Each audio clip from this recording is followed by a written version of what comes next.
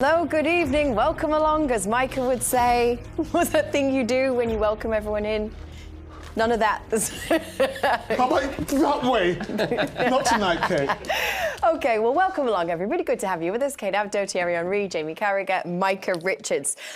Champions League semi-finals are now clear. Should we take a look at the updated bracket now that the quarter-finals, both legs have been played? So here is what we have got. Dortmund against PSG on the one side of the bracket. Bayern versus Real Madrid on the other side of the bracket. It could be either an all-German final. Oh, it's going to be an Mbappe final, isn't it? Mbappe's up. That all-German final was at Wembley. In Dortmund, Bayern Munich, yes. 2013. It was. Yeah. Interesting. Good job, I saved you there. Save me from what? Buster, that is. You didn't know, did you?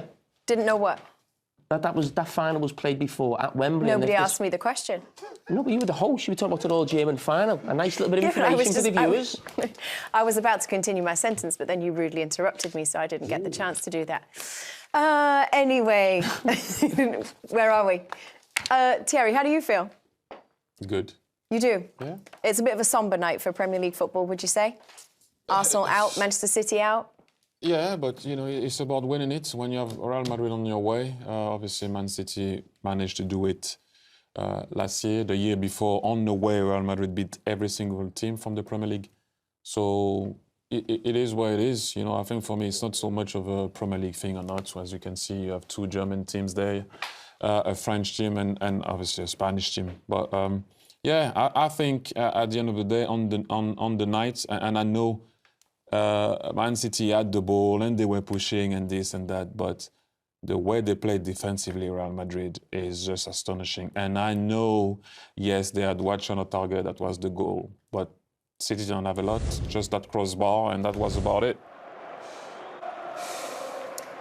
And the goal, obviously, you know what I mean. It's weird, is it, Jamie? Because I guess it's a reminder that in European football, or on a stage as big as this, as big as the Champions League, form isn't always what necessarily matters. Certainly, if you look at the Bayern-Arsenal result. No, and I've said this before plenty of times. The team who wins the Champions League is not necessarily the best team in Europe.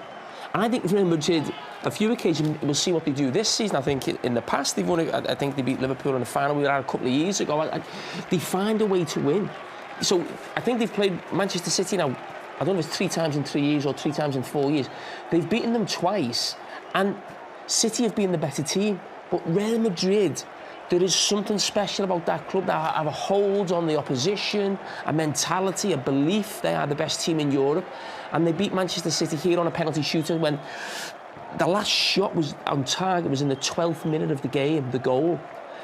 A couple of years before, they beat them with 2 goals in the last minute. That was just to take it to extra time. So there's something about this competition at Real Madrid that puts them on a completely different level to anybody else. Because anybody watching that game and didn't know the names of the teams, you'd say it was an absolute mismatch. And this team here are one of the luckiest teams you've seen to get through. But we know it's Real Madrid, and that's what they do. Does it feel more bitter to go out, Micah, when you believe that you were the better side? No, I think Jamie summed it up perfectly. I think you can't always win it.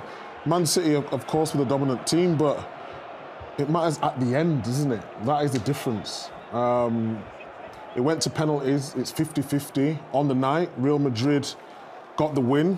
Like Thierry said, they defended so well. I think Man City would just be frustrated within themselves to dominate the game like that and not put the chances away. When you've got players like Haaland on the field, who we've talked about so highly, not managing to make a proper impact in the game.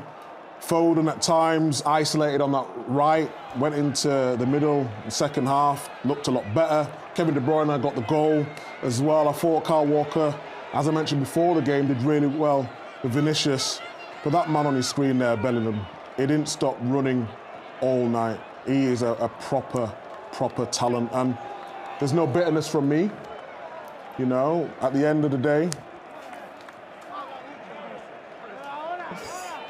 It goes down. What's wrong? I don't know why you stopped talking. Someone just said, shut up a minute, Micah.